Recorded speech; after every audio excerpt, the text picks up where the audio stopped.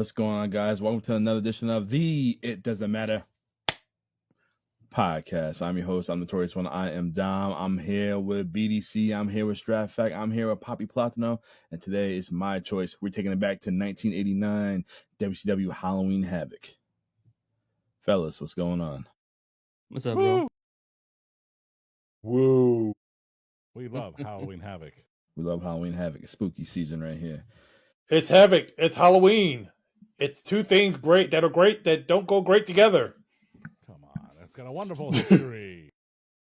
Yes, this is the dawn of a new WCW. We have Ric Flair teaming up with Sting, and they taking on the Great Muta and Terry Funk inside the Thunderdome steel cage. We see our boy Lex Luger defending his title against Flying Brian Pillman. And, of course, they got Samoans on the show. So yes, they do. Quite a few. Yes, so it's going to be pretty interesting. But before we get into that, we want you guys to remember to like, subscribe, share, and comment on our show. We are 31 viewers away, or 31 subscribers away from hitting 400. So please subscribe. Not one, not two, not three, but woo, 400.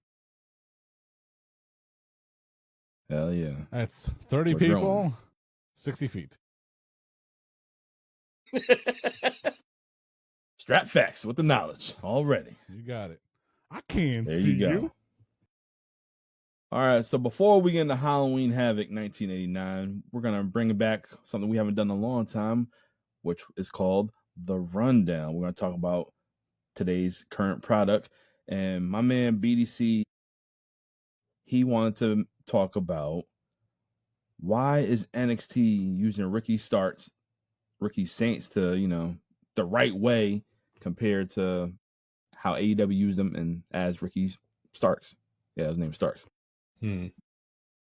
What is NXT doing correctly that AEW hasn't done? Simple. Yeah. They put him in the main event.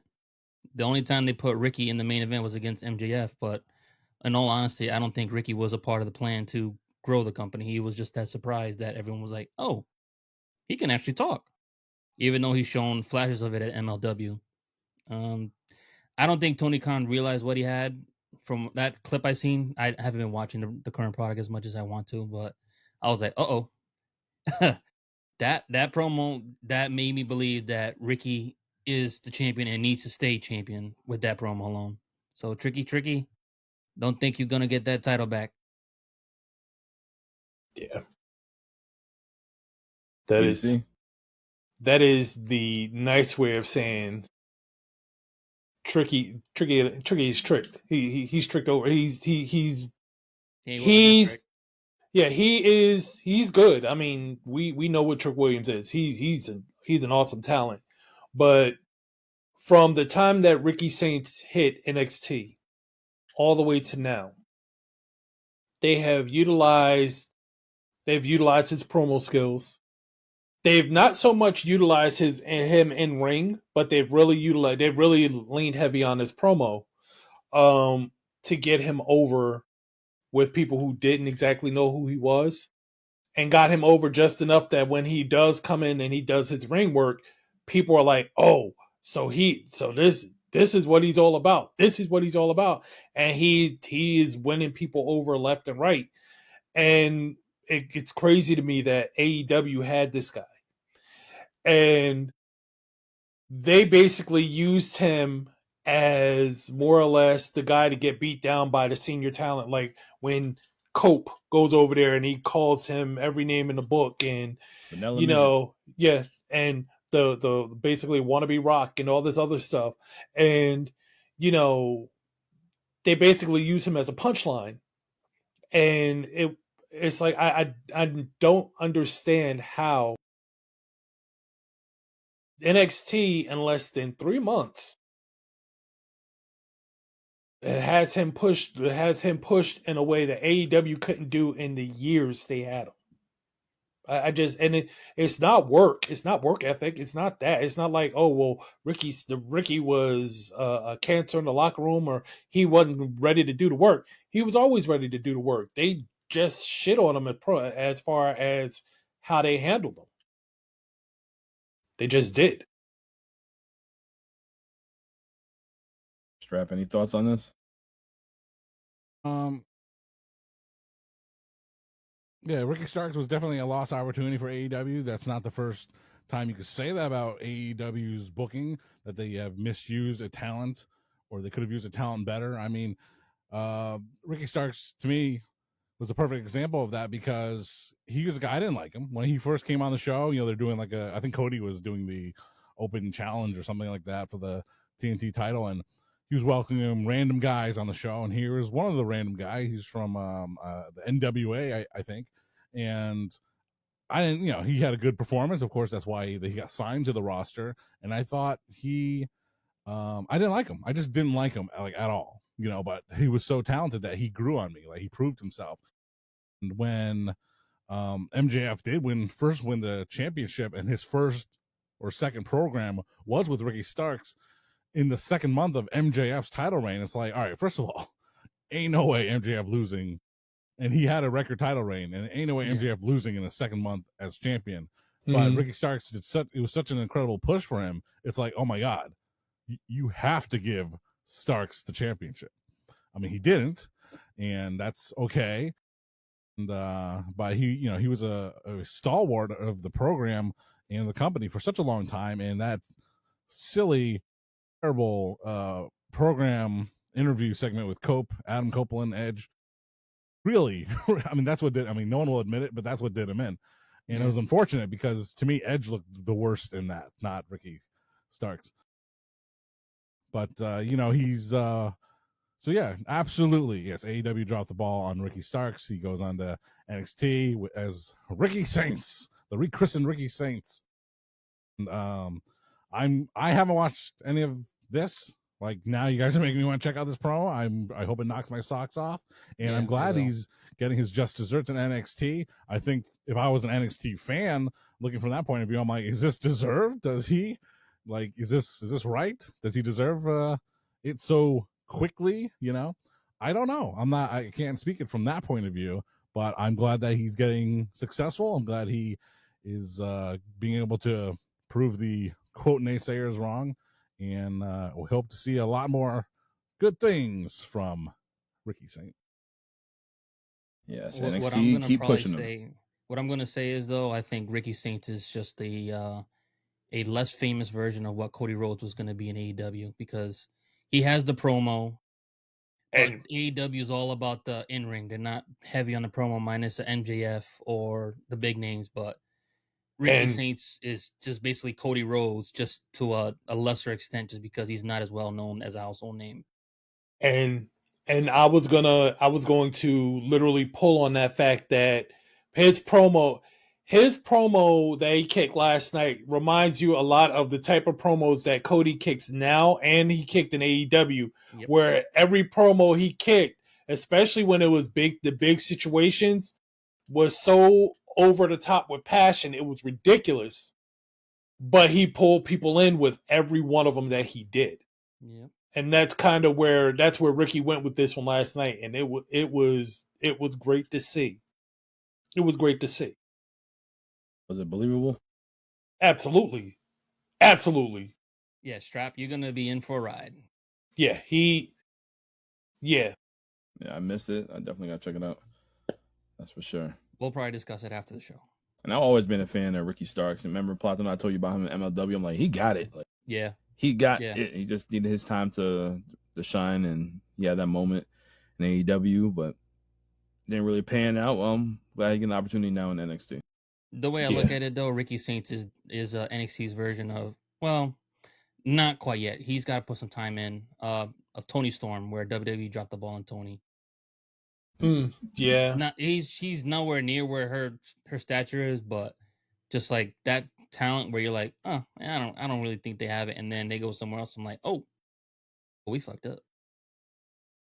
Yeah, I think with Tony, they needed to give her creative license clearly. Yes, and they even had a problem with that with Bray for a while. They gave him some latitude, but they wouldn't give him the creative freedom that he sought. And then once they started to really give it to him, His unfortunate passing. Yeah, he passed before he got to really see his creation take off. I mean, and that's, I don't know. I mean, that's NXT, so you don't know really want to say, oh, well, that was Vince's fault because it was NXT, so that was under Triple H's eye. You know, they really dropped. They really dropped on her, and she has made them pay for it ever since to a degree. They've made her pay for it. I don't think anybody saw that coming, and I love this character. I love Mommy. I love all the women of WWE. Timeless Tony is ridiculous. Yeah. She is ridiculous. Yeah. That character will always, for me, remain timeless. Yeah.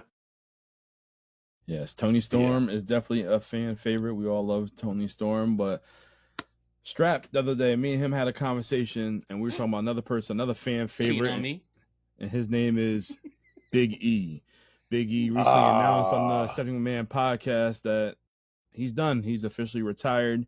And then a few days later, they announced that Ridge Holland is being released.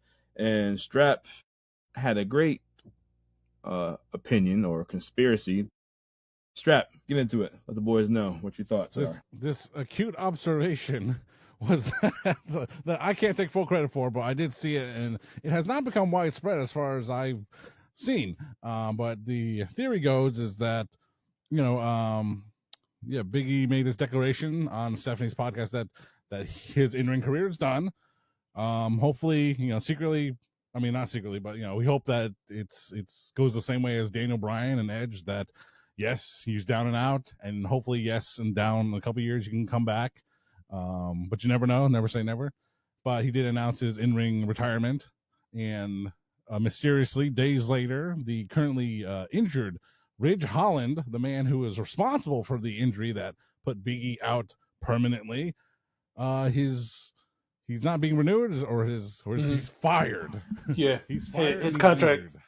His contract was not being renewed. Yeah. So someone just you just think these are two separate things that have nothing to do with each other, and it's like, well, hold on, yeah, it's like, yeah, that's right, he did break his neck, and what a coincidence. Maybe this is some kind of unofficial payback from someone who's a big fan of Big E to say, you know what, screw you. We kept you on. We didn't want to admit it. It was like, accidents happen, D'Lo Brown. But, it's like, we're just going to cut you. Sayonara. See you later, buddy. And that's a conspiracy. Does Ridge Holland's termination or lack of contract renewal, especially while he's injured, because they don't like to do that sort of thing, is it any way related to Big E's announcement that he was done in the ring? Well,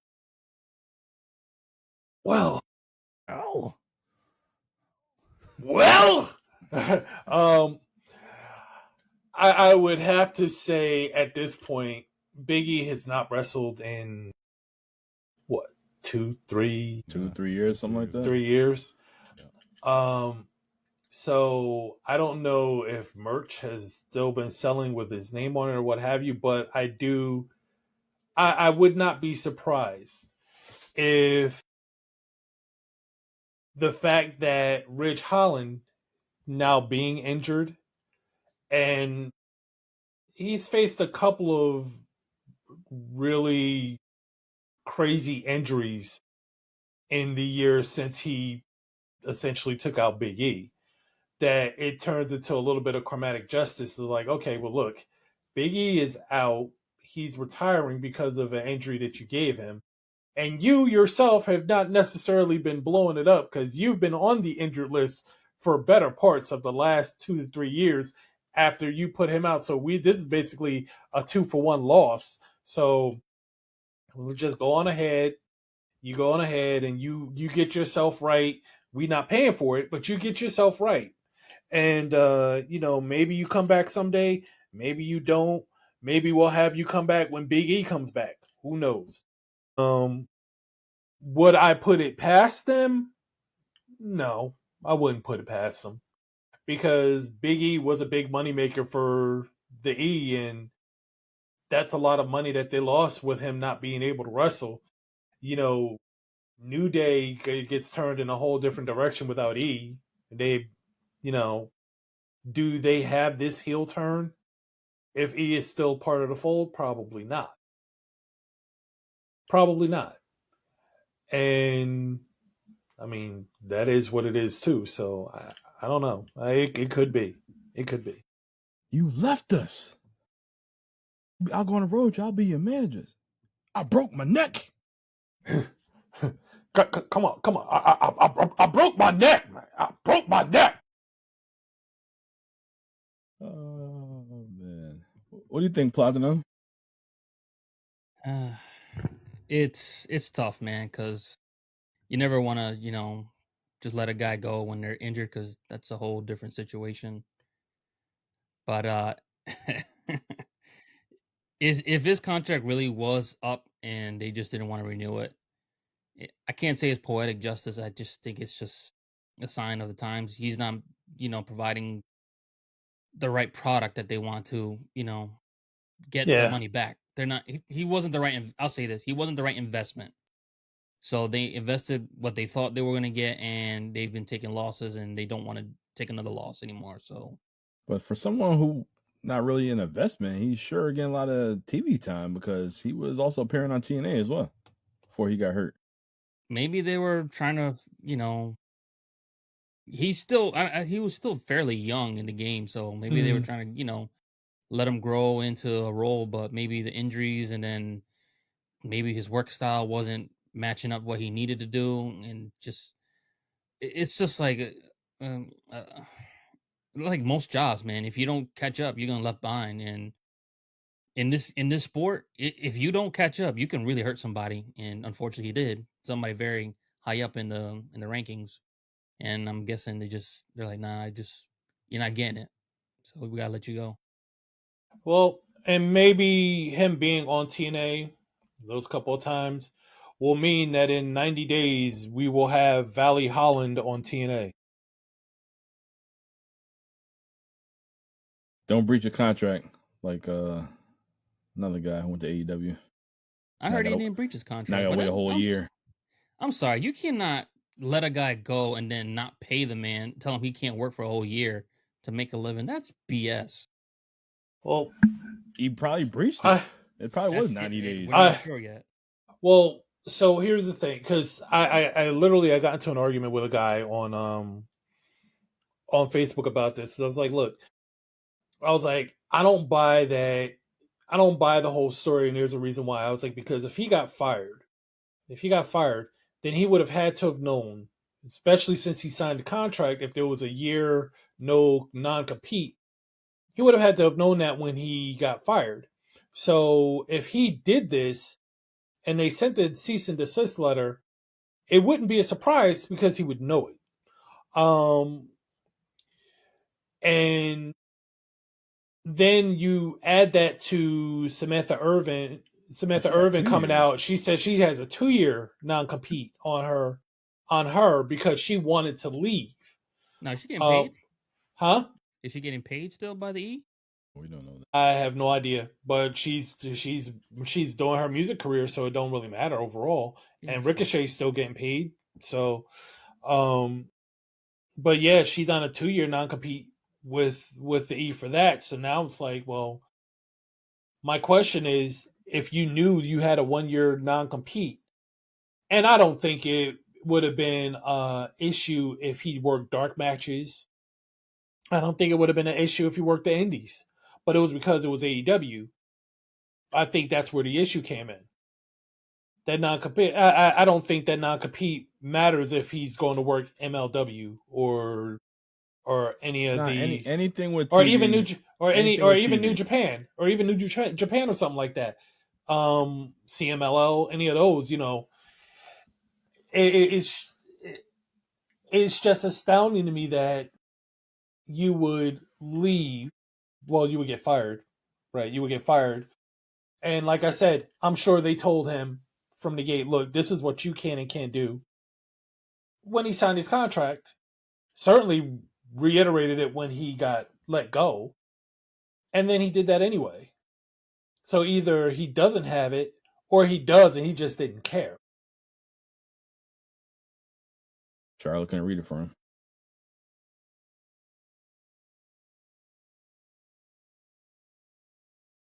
Sure can't. Yep, that's what it is. That's what it is. Well, that concludes this week's edition of The Rundown. More to come next week. All right, well, back to Halloween Havoc 1989. The Jim Herd era right here. And we have Jim Ross, Bob Caudle, live from Philadelphia in the Civic Center. In our opening match, we have the Hall of Famer, the Captain, Mike Rotunda, taking on the Z-Man. So I'll give my thoughts on it. This is my choice right here. This opening match, it was boring. Thank you. it was boring. Yep. I can't stand Mike Rotunda. Yes, I like technical wrestling, but Mike Rotunda wrestle is terrible. Tom Zink, they should have put Brian Pillman in the match. The match would have been more entertaining because Brian Pillman was the opening guy, not Tom Zink. This does not work for me. This match sucked. The finish of the match, Mike Rotunda was going to throw Tom Zink into the corner.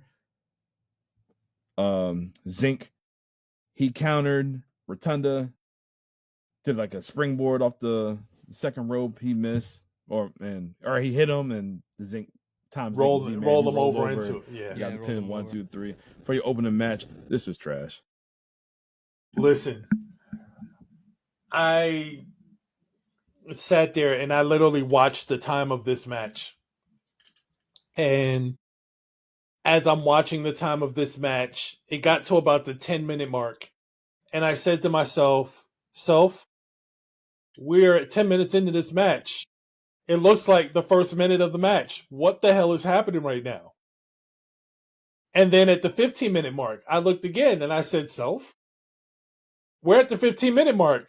And it still looks like they're just trying to figure each other out in the first minute of the match. Why is this happening? Even in the ending, I'm looking at the match and I'm like, what the fuck was this? Why? Like, I get it. You have to have an opening match, but why was this match damn near 20 minutes long? And 15 minutes of it was like the feeling out process. Are you serious right now? And like you, I love a good technical match. You know, give me some sequences, give me some elbow collar tie, give me the mat wrestling, give me all of that. Just not 3/4 of the match of that. You know what they were missing? Especially when it's a 20-minute match and you're trying to run right up on the timer. You know what they were missing? What was that? They were missing these. This is what the opening match should have had. Luchadors. This. A luchador.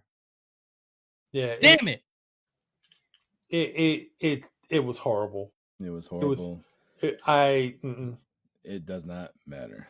I would have shaved my beard off for this. Yes. I mean, I cannot really recall anything from Tom Zink's career. I know he was around. I know he was enough of a star to get his own Galoob action figure in 1992. Galoob. This professional athlete from Lake Minnetonka, Minnesota. They kept saying that. They're like, wait, this guy is Mr. Minnesota. Okay, maybe not Lake Minnetonka. I was going to say Lake Minnetonka.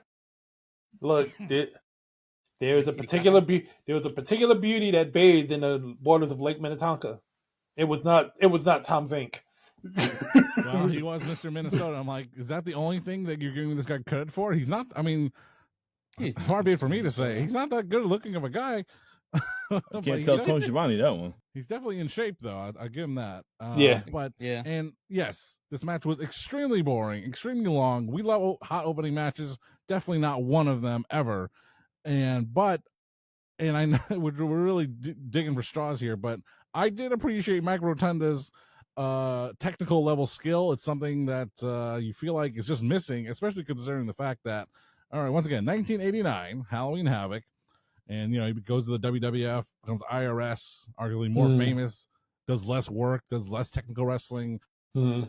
In 6, 7, and in about 7 years, he's back in WCW as Wall Street, doing Wall nothing. VK Wall Street, Michael Wall Street.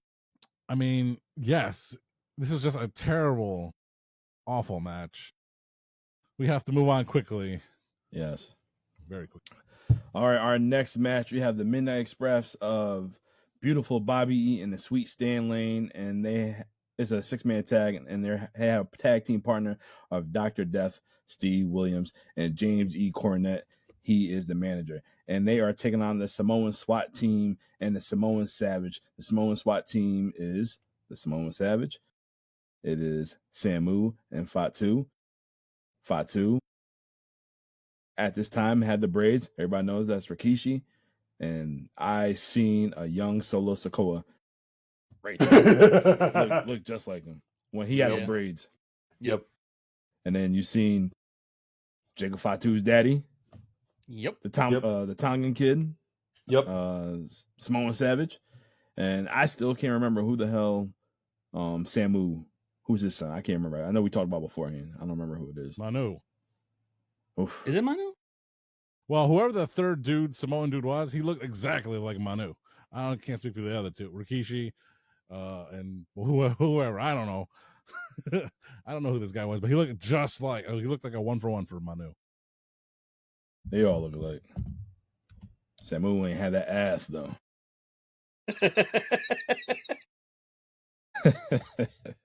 All right, well, these Samoans, they are being managed by Oliver Humperdinck, also known as the Big Kahuna. Platinum, who the hell is Oliver Humperdinck? Somebody who was trying to look like Captain Lou Albano. I was thinking that. I was like, that's not Captain Lou. No way. I didn't look it up either. Cause I was like, Didn't he make an appearance in WWE sometime? Captain Lou? No, of course. Oliver. There was a character named Wink Martindale, but I don't think that was him. That's the wrong Wink. My God. American male. American male. Chop off my foot. I got no more leg. Still making appearances. American male. When you wanna walk and you can't do that alone.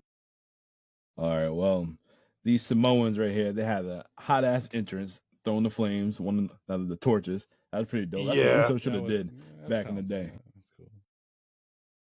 All right, so we are in Philadelphia, the city of brotherly love. There we go. I was so confused. Me too. Isn't the Midnight Express? Aren't they heels? Yep. They're getting cheered. They're getting cheered. When the hell in Jim Cornette's career does he ever get cheered? Yeah, Never. I've never knew that. And they was loving Dr. Death. He was over. Dr. Death, the man credited with another Steve Williams not being able to use Steve Williams as a name. Thank you. He would have to switch his name to something that would work in his favor, something along the lines of Steve Austin. Steve Austin. Something along the lines of Steve Austin, and ultimately became Stone Cold Steve Austin, which works a lot better than Stone Cold Steve Williams. So we thank Dr. Death for that little name change, because a Hall of Fame career came of it. And but yeah, he was extremely over, and he was extremely amped, more amped than I've ever seen him in a match before. That man was hyped. Mm-hmm. Yeah, so this match right here, this 6-man tag match, it was a very chaotic brawl, and these guys are going at it, and you still see like the Samoans today, they still, they take a headbutt and they brush it off, or they get hit in the head, they still brush it off. Something about that coconut. But Jim Cornette, he took out the Big Kahuna with the tennis racket, and the Samoan Savage, he took out Sweet Stan and he bumped him into Jim Cornette, and Samoan's got the win. So fake. Yeah. It's like, hit my racket. Oh. Man, this match sucked too. It Boring. did. I mean, it did. It had It went action. long. Just because it had a lot of movement does not mean it was a good match. It had a just lot dragged. of movement for sure, but it was A lot of another moving parts. boring match. So again, I had a conversation with Self, and Self is trending right Can we now. have a camera for Self? and I'm looking at this match, and I said, Self, it's been 10 minutes into this match. Why does it look like the match hasn't started yet? And then at the 15-minute mark, because yes, this match also went over 15, I again said, Self, why in the blue hell are these two matches the ones that are the longest so far? Why are these matches 20 minutes long? And they had literally 3 minutes of action in both of them. I am very confused right now. That finish was something. It was something. That finish was ridiculous. I could see 80 different ways this match could have been better. One of them being it being way, way shorter. It was very confusing because, like, again, it was just a weird crowd. I mean, this is where Philadelphia gets a little notorious itself. Didn't know who the heels were. Didn't know who the faces were. Apparently, neither. So there we go. Just another confusing, boring match. I'd rather have that match be the opening match. Sure. Yeah. At least it has From what we've seen so far, yeah. They opened Yeah. SummerSlam '94, so they could open And- Halloween Havoc. And apparently Oliver Humperdinck managed Bam Bam Bigelow and Paul Orndorff and a Survivor Series team in WWE in 97 and WWF in 87 Yep. and left in 88. Yep. And the crazy thing is, Bam Bam and Paul Orndorff, they were babyface at the time. Yep. Crazy. It was crazy. I And- remember that. Yeah. Yep. Well, And he left because he hated being a face. with a face like that, I'd hate myself too. Who knows? Match number 3. Match number 3. We have the Cuban Assassin taking on Wildfire Tommy Rich. Yes. Jeez. Oh, yes. Back from the dead, Wildfire Tommy Rich. Now, with a name like Wildfire, you imagine things like flames and bursting images of fire and things like that. No. What you get is an icy cold tundra with a large trunks of Mr. Wildfire Tommy Rich. You got Red Rooster with blonde hair. Good Lord, this guy sucked. And the fans hated him too. Yeah. This podcast hates him too. Last But you know month who you we said you don't liked hate? him. Huh? Last month you said you liked him when we did Fall Listen. Brawl. I'll tell you who I do like. That Goodwill store shopping Cuban assassin. Did you see his boots this month? You know, he was like, that might be a size 15. I'm a size 10. I'll buy him anyway. At least it did not look like it belonged in a Puff Daddy video. Okay. Oh, Easy match Lord. this time. Ooh. And we take learned that. more about the Cuban assassin. We Shit. learned a little bit more about this guy. He when he debuted as a professional athlete, he was under His the name was Fidel. Good old racist Jim Ross. I know where this guy's loyalty lies. You don't say. What about you, Bob Cottle? I don't know, JR. Listen. Here's tonight's That's right, lottery JR. numbers. Listen, we're gonna just skip past this match because it didn't matter anyway. The fact that he won the match on the Luthez press said Yes. everything I needed to know. What the fuck? Anyway, Yes. next That match. was the worst Luther press ever. Like he was just like this. He was like, Ka-chunga. Yep. Yeah, it's just- Wildfire Tommy Rich with the win. He's like my This second match girlfriend. sucked. Okay. Never gave again. Cuban Assassin a face full of stomach. Come on, man. I want to see more of the Cuban assassin. Maybe next month. Because you were next month as Dom chooses Clash of Champions. No, that was Abel. Oh yeah, okay. Oh boy. All right. Well, after this, we have the dynamic dudes of Shane My Douglas God. and Johnny Ace with Jim Cornette taking on the Freebirds, Michael P.S. Hayes and Jimmy Jam Garvin for the NWA Tag Team Championship. And this is not the franchise with the Zach Hell Morris no. hair. Mm-mm. John Laurinaitis with that People hair. power. Look, People power. I wanted to see both of these dudes ride the skateboard, but they didn't do that. That would have been They more were- entertaining. They were carrying that just holding the skateboard as if they knew how to use it. Like I would be carrying a football and knowing how to throw it. Ain't gonna happen. So we are in Philadelphia. We Yeah. know the Freebirds, they're heels. Oh my god! And they Jim were so Cornette is managing these dudes. damn right he is. Right. Bad guys. Or Are they bad guys? I don't know. I mean, would you look at a guy like Johnny Ace at this time and say, "I like this guy"? Hell, I like the between him and the way Shane Douglas looked at this point in his career. I know who would be more racist. These guys or the Harris twins. Oh, whoo, cha-ching. Yo, Man. Wow. you got these blonde hair, Zach Morris looking skateboarders. One from Pennsylvania, Pittsburgh, and you got another one from Minnesota. And this is their character? This is their gimmick? Yeah, exactly. Just like the way they're carrying those skateboards. Yeah, bro, we're gonna go down to the local high school and pick up all the chicks. That's what Johnny Damn. Ace. John Laurinaitis with that hair look like I damn keep getting pedophile. older. They stay Dan the same pedophile. age. My God. Oh my God. They look so terrible with the damn mullets. Yeah. I bet I know Johnny Ace's pickup line. Did you finish your coloring book today? Ooh. Have mercy. All right, but I'm not gonna knock on Johnny because Johnny actually looked pretty decent in this match. He uses Could Johnny Ace work? I mean, I assume so.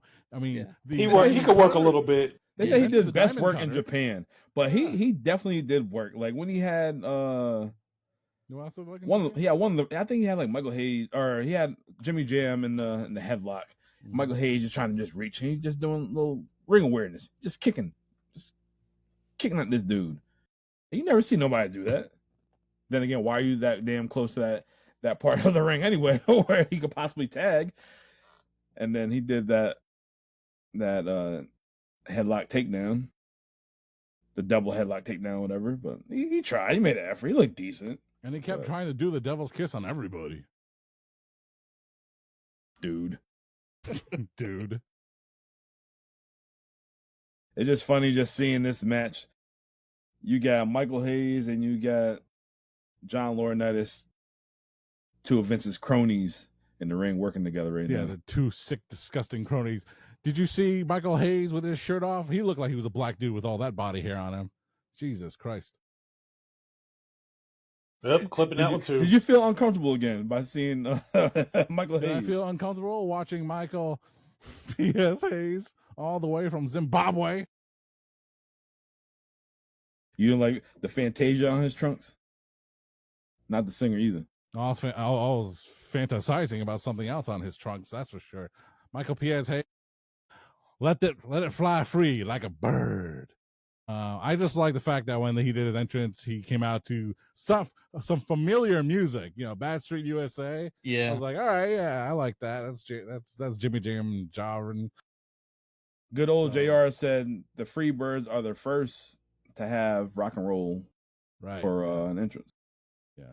So, I mean, I'll tell you this though, for the match itself, I mean, yeah, we're making a lot of fun of it, but the Freebirds, man, they're oozing charisma, man. Michael Yes. P.S. Hayes and Yep. Jimmy Jam, Yes. Yeah. they're on fire. They have the crowd in the palm of their hands. I mean, it's kind of like hair bands and glam rock now. It looks silly and all that, but they were killing it back at that time frame, Hell and they yeah. were hot. Yeah. The fans love these guys, so I'll give them big props for that. And as for the dynamic dude, there's obviously a gimmick that didn't fit either one of those guys, but it's just very, very forced. And to see where those guys would go later on in their career, they went on to better things. But but a lot to make fun of for sure. So, and a short match. Thank God. And they didn't cheat to win.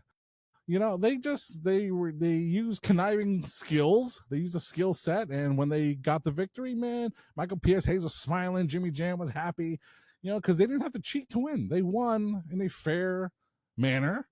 So, man, hey, great night for the Freebirds, man. I'm telling you. All right, the finish of the match, the Dynamic Dudes went for their finisher called the Wipeout, which I'm assuming was going to be a double spring buster backdrop, but Michael Hayes, he pulled Johnny's Ace's leg, and Jimmy countered onto Shane, and he got the 1, 2, 3. That's beautiful.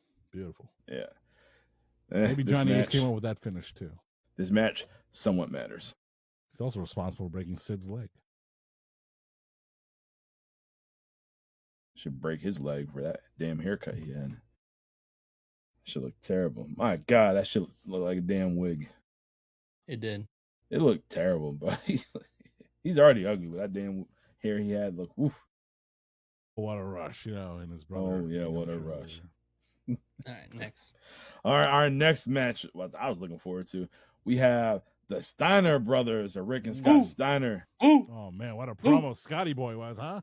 Yeah, still sound the same to this day. Get you, I think tonight, maybe. I don't know. Tell him, Rick. And then I'm gonna get on. Yeah, and they are taking on women's team of Doom. Last month we covered Robin. What was her name? Robin Harris or Robin something. Robin Green. Robin Green was her name. Now she became a woman. Yeah, she adopted the name Woman. Yeah. So it looks like that's what she's going to be called from now on. Yeah, so we got the debut of Doom, basically looking like two big black gigolos. Some gimps. Ron Simmons had already made his debut, right? So they put him under this mask, and like he did like a laugh later, but he had to like hide it to not like be so uniquely identifiable. He's like, hey. You could just tell, look at him like, that's Ronnie right there. Yeah. Damn. How do you think a woman felt managing these brothers? We ain't talking about the Steiners either. But she felt like a 2007 Hall of Famer. Dead, like Sharon Martel. She felt. You think she felt well hung? Ooh.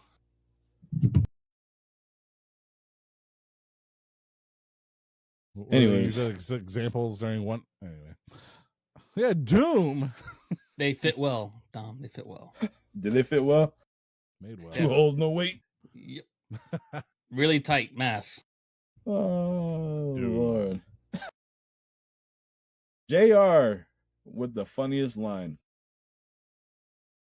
Rick Steiner, he's sporting a new tattoo. He got a dog. I asked him, hey, Ricky, how can you get a tattoo of a Wolverine? Because I like dogs. Why don't you just buy a dog then? Oh, man. Wait till he meets CM Punk. Oh, Some boy. of that Pepsi tattoo. Don't you drink Coke? I'm straight edge. I don't know anything about Coke. Yeah, that was funny. It was funny. I was laughing. I was laughing. These commentators, they had little one-liners. I made sure I had to write that in there. But all right, so Doom, Ron Simmons, Butch Reed taking on Rick and Scott Steiner, 4 powerhouses, and man, these guys, they square up against one another. And then power. Yeah, the Steiners, they just go. Yeah. Yo, they start off the match with some damn German suplexes and the place going crazy. And Philly, the city of brotherly love, who likes bad guys, they was loving the Steiners. We all were loving the Steiners. Mm-hmm. When Rick Steiner got in the ring, he was throwing blows. Like, he was throwing like live rounds out there. And then we hit Ron Simmons that damn Steiner line. Like nothing, man. Oh my God. A thing of beauty. I'm not gonna mention the obvious, but on a night where Philly was loving villains and faces alike, they loved the villains when the Samoan SWAT team was up. They loved the faces when it was the Steiner brothers. I'm not saying nothing, Philly. Philly don't like black people.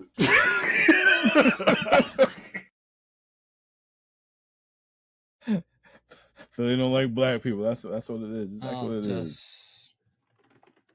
Walk away from the mic. Don't tell me I hate the back and forth with Whitaker's neck. Is there a Band-Aid on it? Love y'all, Philly. That shit's funny though. Anyway, Damn. Oh man, but I know. Ron Simmons, he was so good at this time. I noticed how he was calling the match, like he would just like put his hands up in front. Yeah. You as a kid, you never noticed that, but now, like, okay, you can peep it now. We picked those things up now. Yeah, like we know it was pretty good, but I enjoyed the match. And then the finish of the match, we see a woman put a foreign object in one of Doom number 1 and Doom number 2's mask. Yeah. Butch Reed. Yeah, and I see where Yeah. El Grand Combo gets it from. Hell yeah. Get it from them. Yep. So She Continue to mess up that name so that way we don't get flagged. El Grand Combo. So I mean Hit him with a headbutt. One grand combo. the jokes that come off of the fact that she slid something hard in his mask now for something hard being slid in later are more It was so yeah. big it was bulging out. You didn't catch that too? But yeah. I'm like, bruh, you really said that. Yeah, you said that with a straight face, bro. And the crazy thing is, never be on Pat Patterson. the crazy thing is, I didn't even know if he said that one. That's just what my friend said. Unbelievable. woman got Doom from Kevin Sullivan, and she just dropped Kevin Sullivan like a bad habit. See, she just foreshadowing the future. That's all it was. Yep. Yeah. Doom. Took her man and boom. Bye.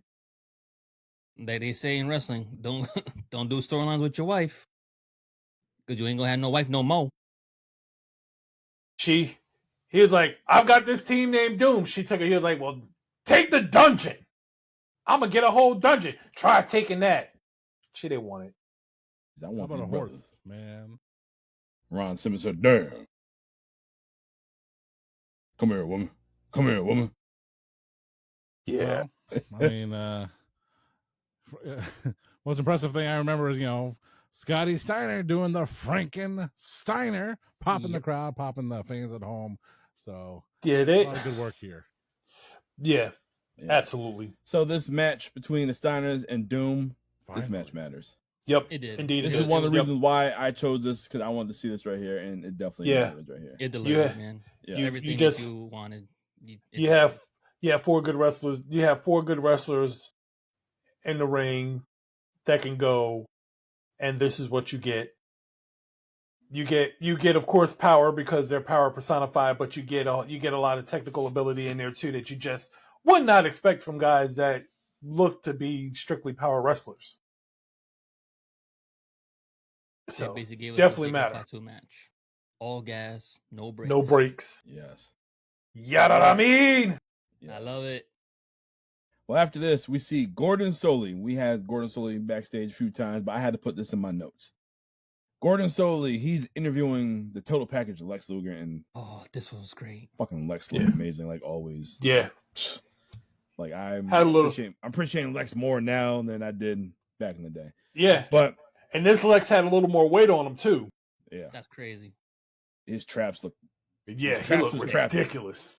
Yeah. He looked ridiculous. Yeah, so Gordon Solie, he was interviewing Lex Luger, and Lex Luger said that he is the champion of the 90s, even though it's 1989.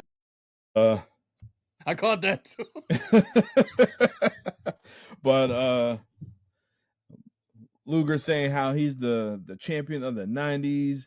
He'll be the forever champion. He's the forever champion. Then Gordon Solie asked him, well, how many times have you been champion? Lex Luger's like, it doesn't matter. Well, he can be beat. The reason I know, this is his third reign. Yeah. Back to you guys. Gordon Solie. Why couldn't you say that when he's right there? There, Gordon. Scared? Gordon Solie's a little bitch. Hey, man. Have a pack of Chesterfields, motherfucker. Oh my god. All right, well, our next match is for the NWA United States title. We have Flying Brian Pillman with the Cheerleaders taking on Lex Luger. And my God, like I said before, Luger looked like a Greek god. Pillman, he looked good, pause, for his size as well. And then had me thinking, why couldn't Vince just utilize Luger like this? Not no narcissist, not no American USA. male Luger, USA. What's his character, Dom? Why What couldn't is he a be Lex Luger? Couldn't he just be this total package Lex Luger? You mean like a pure athlete? The way he looked in this match right here. Well, goddamn, it's boring. You need to be something like a plumber. Oh Lord, looking like Gotta that. be a narcissist, just like me. Oh. He did well with Brock Lesnar as just a ultimate beast. Why couldn't he do that with, Why Well, couldn't he do just Luger? Luger's not Brock. I'm sorry. Yeah, I think We're just saying he got to change his character. He's just been a total package. He has the look that Vince likes. Why couldn't he just be okay? because You're not the total package. That's their bullshit. You could be the complete, like Matt Cardona. because it seemed as though every WCW main roster talent that left for WWE in the late 80s, early 90s, Bobby Heenan had to get his hands on them. So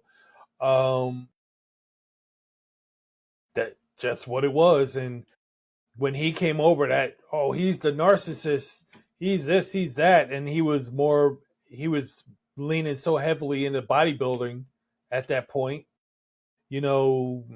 Initially he didn't have to talk much, and then when he had to talk, he was a fan favorite, and he had to do that, which never really felt comfortable. It never really felt comfortable. He was a natural heel. Yeah, that's kind of the same thing that Roman Reigns went through. It was like he was a forced face, and it didn't feel comfortable. And then he showed his heel side, and now even as a face or a tweener, he's still more. He still has his heel attributes. He's just loved now for it, and that's kind of what Luger went through. Luger is a natural heel, like he said. That his whole persona screams heel, and there was no need to really mess with the formula in WWE, but they did anyway. How about this? You bring Luger in 1992. The Samoan SWAT teams there in 92. What if you bring a Brian Pillman there in 92? That would be dope. Why? Because you got guys like Bret Hart, you got guys like Shawn Michaels, and you got Owen Hart. And you could very easily, and you bring him in at that point, you could work him as a tag team star. You could work him as a singles wrestler. You work him on the mid card. And when they started to elevate mid carders and smaller guys up to the championship picture, he very much could have taken a role in that. I'd have dig that. Brian Pillman in WWF in the early 90s. Yeah. First episode of Raw or something like that, Yeah, because Brett was champion on that time too, so that would have worked. Brett would have figured out a way to put Brian over more so than he already was. So. Imagine Pillman having that 1, 2, 3 kid spot with Razor Ramon. Ooh, damn! I kind of like it where it was, but no, I'm just saying. Imagine that was his spot right there. And then next, later down, you have that match with Bret Hart, and Bret put you over. That's the route they went with the kid. The kid was always a good wrestler, man. What happened?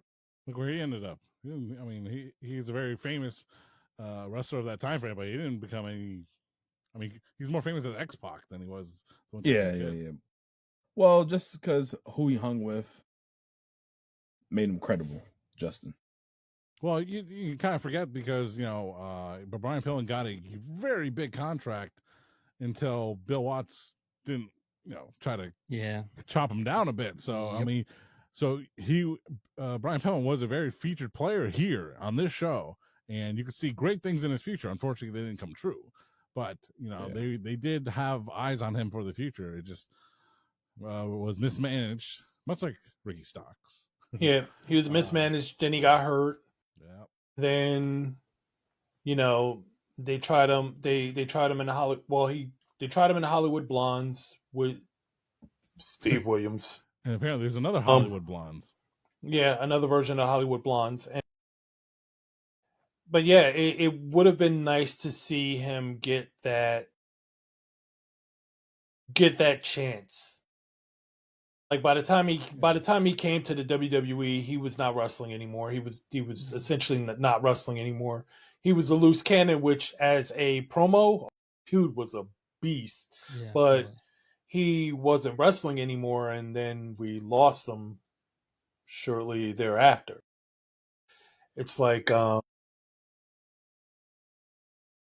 it's another one of those many missed opportunities that we like to talk about. Like Tom McGee. yeah. All right. Well, this match right here, I think was the match of the night. I enjoyed it. Luger, Yeah. he ain't dominate the match, all his power moves and whatnot, but he made Brian Pillman look good. Brian Pillman had a chance, but Brian Pillman, he missed with a drop kick, and Luger caught him with the slingshot, and Luger got the win. 1, 2, 3. It's too short. Finish came out of nowhere, and I was like, "What?" And that was it. I mean, yeah, And he sold the sell on that was amazing. I mean, you kind of complain about nowadays where it's like there's so many false finishes. You're like, can it just end on one good looking move? And it actually happened. A very good looking hot shot. Boom. 1, 2, 3. That's it. He's out. He's got his belt. He's gone, man. So good for Luger. He folded like a cheap suit. That was it. He sold that very well. He's like, this is the finish. I'm gonna milk it for all it's worth. Digged it. I definitely digged it. I liked it though. It was the right call. Guys, does this match matter? Yes. Yes. All right, our next match, we have the Skyscrapers of Dan Spivey and Sid Vicious, our guy, with Teddy Long, their manager, and they taking on the Road Warriors of Hawk and Animal with Paul Ellering. And Teddy Long looking like that cheap crackhead that came up with some money, slicked his hair back. He had like a key to the city. I don't know what the hell this key was. He had this big ass key. He was holding the key. Kilo. It probably was a kilo. It probably was a kilo. Because the key was low. Kilo. Nice one, John. Kilo. Kilo, that's why I had no teeth. I was wondering why the hell he's holding this key. But this match right here, these big 4 behemoths, they were going at it. And then the key got involved. And Dan Spivey got himself DQ'd for hitting one of the Road Warriors with the key. And then all hell breaks loose after. It was a cheap way to find a way to not, have somebody go over, which I get it. They were trying to protect the Warriors and they were trying to protect the Skyscrapers. I'm with John. I still want to get a finish with that one, but it just was kind of cheap. Dusty booking. I didn't like the way they did it in front of the ref. I would have been happy if the Scrapers cheated and beat the Road Warriors, and then they would have been like, "Oh no! See that key right there?" I would have been happy with that. That's how Platino and I were mad last week when we was watching Leon Slater and Javon Evans. Yeah. We were mad with the finish. We were watching it. Yeah. We were mad watching that finish. Like, it was an amazing finish as far as we were about to get 5 more minutes after the 20-minute time the 20-minute timer ran out. We were about to get this amazing finish, and then they fucked it with Dark State. I'm like, you've got to be kidding me. You've got to be kidding me. Like, this was not even a match of the night. This is arguably the match of the month. At the match of the month, outside of Cena and AJ, and you ruin it with Dark State. I get it. You don't want either of these guys to lose, but at the same time, Dark State. Must be a winner. I mean, the match, it wasn't a Funk Flair classic, but it was pretty much what he was advertised. 4 meaty men slapping meat, man. They were just going at each other. Just as I'm watching, I'm like looking. I'm watching with my girl. I'm like, Nikki, look at these two guys. She's like, what the hell? These guys are fucking jacked to the gills. I'm like, yep, one day I'll be like that when I'm dead. Speaking of dead, it's crazy. Only Teddy Long, Paul Ellering, and Dan Spivey. That's the only ones remaining. You would never think that. Those guys look way older Yeah. than all those guys, and actually they are. Yeah. Yeah. I still, to this day, I'm mad that Sid Udy did not go to the hall before his passing. Just like Vader. I'm mad about that one. That's disgusting, in my opinion. I don't. Maybe he had some bullshit backstage politics, but come on, Vader was a Hall of Famer. He's in a my Hall of Famer. opinion, He's a Hall of Famer, but his son. possibly. Yeah, Mick Foley, he was pushing for that joint too beforehand, but obviously not. Sting and Flair too. That's just... Well, they both in it. Sting, Flair, 2-time Hall of Famer. Gonna be 3 times. Yeah, get Evolution in. Evolution is a mystery. Yes. We got another big dummy coming after him. All right, guys, but did this match matter? It somewhat mattered because the star power alone, it had you going. You was excited for it. A couple slip ups. Well, maybe they were planned slip ups, but just the ending kind of like took it away from me. That was the only difference. It was you breathing heavy over there. What's going on? Right there, and then You're right over there, BDC. It matters because if it doesn't, he's gonna make me go 1-on-1 with the Undertaker. Yeah. Book of Red. Well, we know You're gonna go 1-on-1 with the Undertaker. Yes. Strap, what are your thoughts? I'll put it does matter on it because it's always a pleasure to watch the Road Warriors do their damn thing, and to do their damn thing against a formidable team such as these big ass MFers and Dan Spivey and Sid Vicious. Yeah. And it's always a pleasure. It's always a pleasure watching Sid go too. So yeah, it's just like he shouldn't. I mean, I get the gimmick of the team, the skyscrapers, but it's like, why would you diminish his height by putting him against someone who's exactly the same size? It's like, come on, man. Oh well. Yeah, they was looking eye to eye, like, okay. And the promo, the little bit of a promo they did beforehand, they kind of did it out of order. Usually, Animal, tell him Hawk, no, tell him Animal, and fucking Paul Ellering just in the shadows. I'm here too. You didn't even know he was there. Yeah, he was. So too bad Sid didn't cut a promo. That'd have been great. Road Warriors, big crab babies, Animal and Crab. Shoot, can I do that again? We're live, pal. Okay, Crab, Eagle. One of you birds. Your Legion of Bloom. Ah, damn it. Can I do it again, please? Shit. Can I do this again? We love you, Sid. I hope his family knows we're doing it out of love, not. It's all love, man. All right. Well, our main events, we have Sting and Ric Flair with Ole Anderson in their corner. And they are taking on Terry Funk and the Great Muta inside the Thunder Cage. This is a steel cage match with a lot of gimmicks. First and foremost, before I get into the steel cage, Ole Anderson with Sting and Ric Flair. It's not a sight for sore eyes. It's like something you would not expect. Because you can't trust Ole Anderson whatsoever. Another thing, why he wearing suspenders while wearing a belt?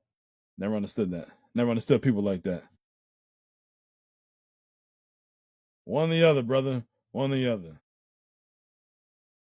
Anyways, we got Bruno Sammartino. He is our special enforcer. A living legend. Match. Yeah. Living legend. Bruno was sounding like Arnold Schwarzenegger in his injury. I'm like, damn, does he really talk like that? Yes, he talks like that. With no neck. Very much. Yeah. I was the heavyweight champion for like 9 years, and they did not take the belt off me. But then some punk ass guy named Buddy Rogers got my belt, and then I took it from him. I don't know if we'll ever talk about Bruno on this show. You guys got Why any thoughts on not? him? I'm not sure if we ever going to cover any of his matches on this show. No disrespect. Before our time, and I just I'm not.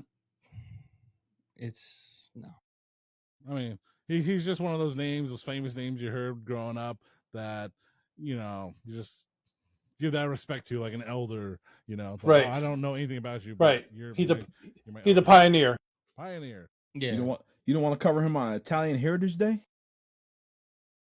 No, we missed it on Columbus. But did you think what's the name? Gerald Briscoe for Columbus Day? You know why I said See, this is what I can't. No. Yeah. There's episodes of NWA television JBL. where the Briscoes, not Mark and Jay, no, Gerald and Wes. no. Jack and Gerald Briscoe. Jack and Jerry Briscoe. The original Briscoe brothers. They're like, we're out here and we're wrestling, good wrestling, and they're just, some fans don't like us. They're calling us names like, insert bad. Name. No, like, I know. insert antiquated name for Native Americans at that time, And it's like, oh, they're racist against us. Like, man, he's still white. You look white to me, Joe Briscoe. Real. You look white to me. The guy that was not Tatanka. Remember him? Who was that guy? Man he retired and had an auto body shop. Him and his brother. Come on Briscoe there. Brothers. Yep. He had it in Ocala, Florida. Oh man. Chickasaw. What was I saying in Dallas, John? Choctaw. Choctaw. He's one of them. Jeez, we're gonna get canceled. Number Well, one. We don't got enough viewers anymore. Dom reads Thanks. a Japanese wrestling roster. Number two reads a Native American roster. Ooh, I want to hear this one. Johnny, what is that? Well- Chippewa? Well, not. I Potato think chip? a Choctaw.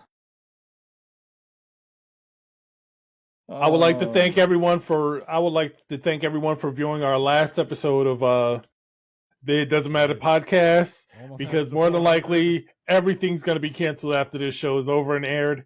So it's been a thrill.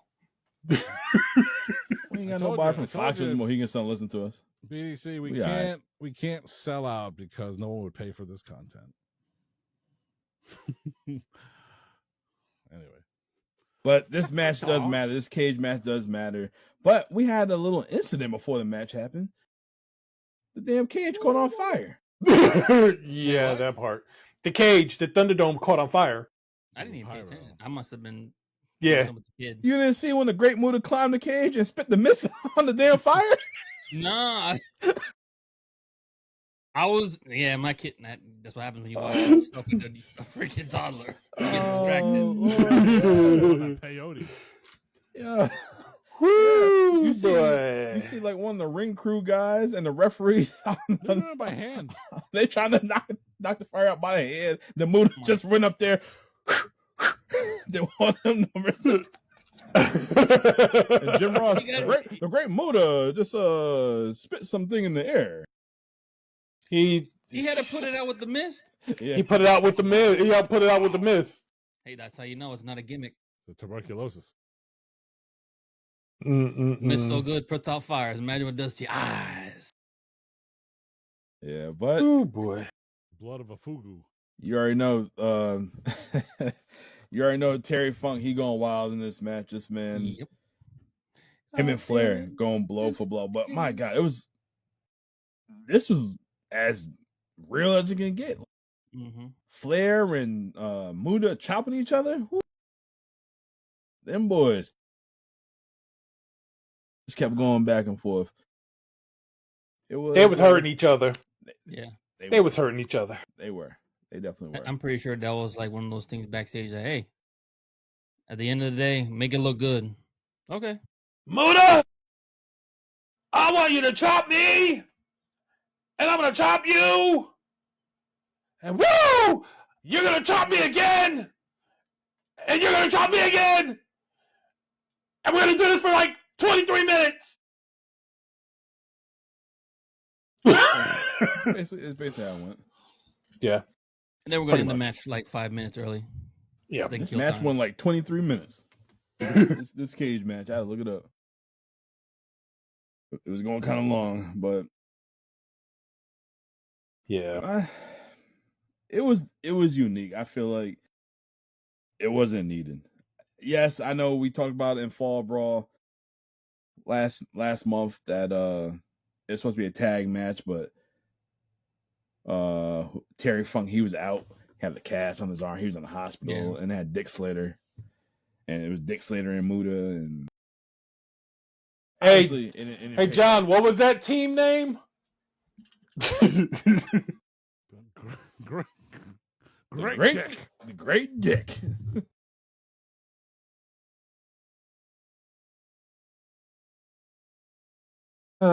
Yeah, but the good guys got the win. Sting and Nature Boy Ric Flair. Is it sad that I was waiting for a crossover, a freaking... When you see Ole Anderson, you would think there was going to be a turn. Yeah, there was going to be a turn. It was going to be a turn. That's what I thought. Oh, he's about to turn on him right now. Yeah, he's helping out Sting. I'm like, is he gonna? Nope. Oh, you just know it's coming, and it did. It just wasn't this pay-per-view. Who would even do it on a pay-per-view? Some would say. That's true. But overall, like the first hour of the show, it wasn't all that whatsoever. You can definitely skip the first hour. But after that, the next hour and 50 minutes, it got good. It was real good. It was real good. So I would say this show matters. What about you guys? I'll probably give you that. You had some legends in there that you've seen, and like you said, as you kept going on, the matches got a little bit better here and there. The best match of the night for me was Lex and Pillman. That's very rare for me to say Lex had the best match of the night, but Lex was a different guy. Lex was a different guy back then, and it showed. 80s Lex Luger over 90s Lex Luger. Absolutely. Absolutely. But 90s Lex Luger was over. Yes, 90s Lex Luger was over, but if you want to have a good match with Luger, 80s Lex Luger. 80s Lex Luger. True. He adapts with you. That is true. And it's just good. I don't know who's working with him backstage. I'm not sure if it's Sting or if it's Flair, but 80s Lex Luger all day.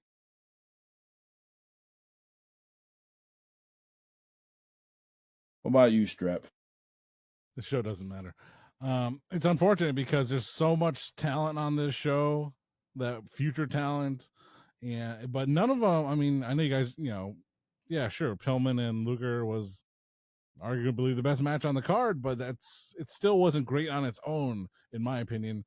So that just, if that's the best the show has to offer, it ain't enough for me. So as a whole, the show doesn't do it for me. I mean, these guys, they're all talented. They have had their better matches elsewhere on other cards or shows. And maybe, I don't know if it's just us, and maybe it's the nature of the shows we're choosing. And maybe that's why I chose them, or we chose them, to look at a portion of pro wrestling that we don't know that well, which is this era of WCW. It's like you're saying, hey, I didn't know Luger was that good. I didn't know Pillman was that good. Hell, I didn't know Sting was that good until I saw his best of Sting in Japan DVDs. I'm like, I always loved Sting, but I didn't realize, like, dude, this dude went all the way when he was in his real youth and prime. He's incredible matches in Japan. But so I'm glad, we are taking the time and go back and watch these shows. And yeah, we don't have to see Sid's best match or the Road Warriors best match, but we get to see them in something that they have done that was, important at one time. Upon reflection, it may not be that important, and it may not matter. But for the Thunderdome, Thunder whatever cage match, I thought it was not that good at all. They tried really hard. No one mentioned the Tarzan swings that Ric Flair tried to do and Sting successfully did. But as a whole, no, I say the show doesn't matter. Well, mixed reviews, but definitely check out the second half of the show. You guys want to definitely check it out. Speckle in your interest with what you want to see. Yes. But next month, we're keeping it with WCW NWA because kicking off November with Platino's Choice, and we're taking it to Clash of the Champions 9. This is, what's their title called? Clash of Champions 9, New York Knockout. Boy, another Northeast show for this Southern Boys promotion. They better be in New York. They are in New York, actually. Troy, New York. BDC, where's Troy, New York? A city in New York. Great. There you go. Starring Brad Pitt. All right. Well, With a bad Achilles. Platino's Choice right here. I'm going to run through the card right now. In our opening match, we have a tag team match. We have the Fabulous Freebirds, Michael Hayes and Jimmy Jam Garvin, taking on the Road Warriors. My goodness. Yes, sir. Nice start off. Damn nice right. start off. Gosh, start off TBS with something hot. In our next match, we have Hot Stuff, Eddie Gilbert, and Wildfire, Tommy Rich, taking on Doom. Okay. Save them. Okay. Save No, white boy challenge, player. Somebody gonna die today. Yep.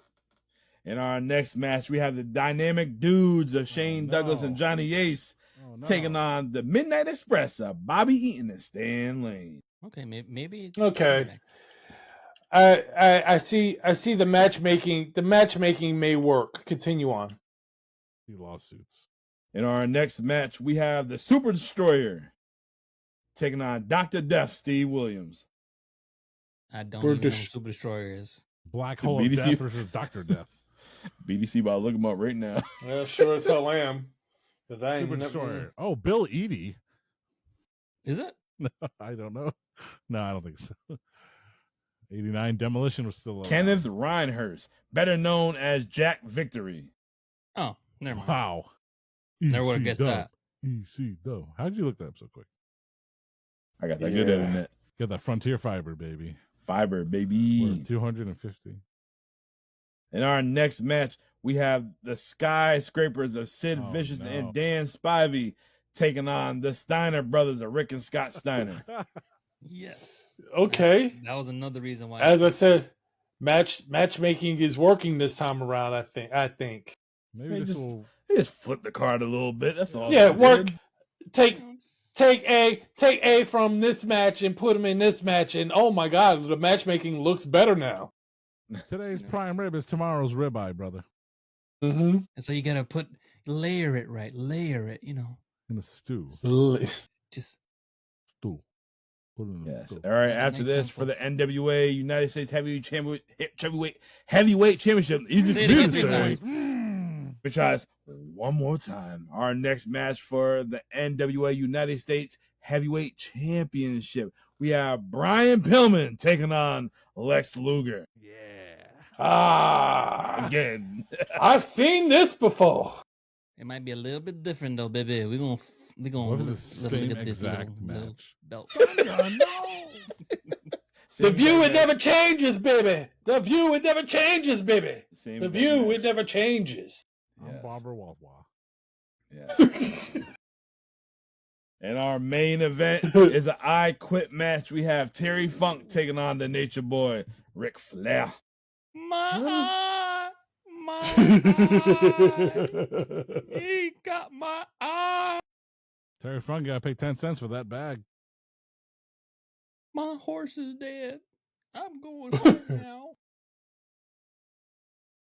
I heard this was a very, very interesting match. I heard your boy Dave Meltzer gave this match 5 stars. Oh, he's a quack. What did Dave Meltzer ever do for wrestling? What did he ever report about Netflix subscription numbers? Nothing. Wait, They're fake news. Fake news. They're not real. They don't have all the numbers. What's Dave Portnoy say about the Netflix anyway? If it doesn't flop, then it's a good pizza. Oh, he got problems. You weren't here for the pre. You were not here for the pre-show pizza discussion. I know, damn it. Technical Anyway. difficulty. We always have damn near technical difficulties. Damn it, so New London. Yeah, right. They don't want us to get off the ground. so speaking of Meltzer Boy, Man, something I've been meaning to look up, and I just finally did. So Super Destroyer, Jack No. Factory. we don't care about him anymore. He gave us 5 stars. You know, keep He him off. he absolutely did not give us 5 stars. He gave us the toilet. I get more ass on the.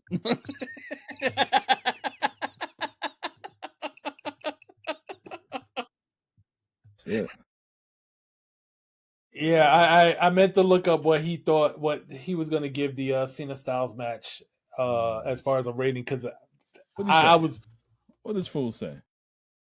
He gave that match I bet I can tell you. what? What did he say? What did he give? I actually don't know, but I don't think he liked the match. I don't I think say he would have liked the match. 3.75. 2.5. 3.25. All right, 3 stars. 2 stars. No. 3. Oh, Okay. motherfucker. Okay. 4.75. He gave it 4.75 out of 5, All right, Because it wasn't the Tokyo Dome, he didn't hit 6 stars. but would not give them a 5-star match because he just It's don't. WWE. Yeah, he just won't. He didn't give him a 5-star match because John Cena couldn't hit the 619.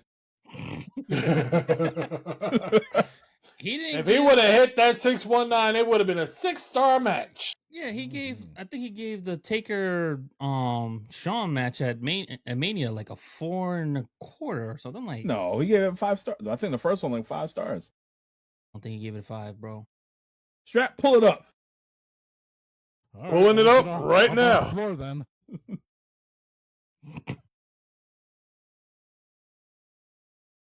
Nope. Yeah. He also gave that match 4.75 out of 5. I tell you, He that was didn't give it the full 5 stars due to a sense of predictability and an unintentional botch during the attempted Tombstone Piledriver reversal. Who he ever wrestle? I know. It's his Not opinion, Cody but that Rhodes. opinion was I don't remember that. He wrestled the microwave. What he give Walter Paul Hausen, the dude from what he give Stingray? What he give his match? What? at least 3.5. Stingray. Dude from Cobra Kai. Yeah, he's a champion in some kind of indie. I don't know anything about the Karate Kid universe. So I gotta finish it. Oh, I gotta watch the Been new busy. one. New one's on Netflix now. Legends. Legends, yeah. All right. But I'm Let's too finish the busy. damn podcast before they cut us off. They ain't gonna cut us off. I pay for my subscription, damn it. That too. All right, well, that Podcast wraps subscription. up WCW Halloween Havoc 1989. Shout outs to my man BDC. Shout outs to Platino. Shout out to Strap Facts. Thank you guys for holding it down. The show might have stuck in the first half, but the second half of the show, it definitely does matter. If you guys enjoyed the show, you guys enjoy what we do, hit subscribe. Remember, we're just a few subscriptions away from 400. Make sure to follow us on Apple, Spotify, and all the other good stuff that you listen to us on too. Till next time, take care, spike your hair, light your cigars, keep the debate strong, and remember, it doesn't matter. We will see you next week. Clash of Champions 9. What's it called? New York Brawl, New York City. New York doesn't City matter, knockout. dude. Yeah. New York knockout. Somebody getting knocked out. Platino's internet might get knocked out. We'll see. Probably. We will see you guys next time. Boom. WCW Sid Vicious or WWF Sid Justice? Oh, we're off the air. I can't. Just Sid, just as vicious. Just Sid. Pause. Psycho. Okay.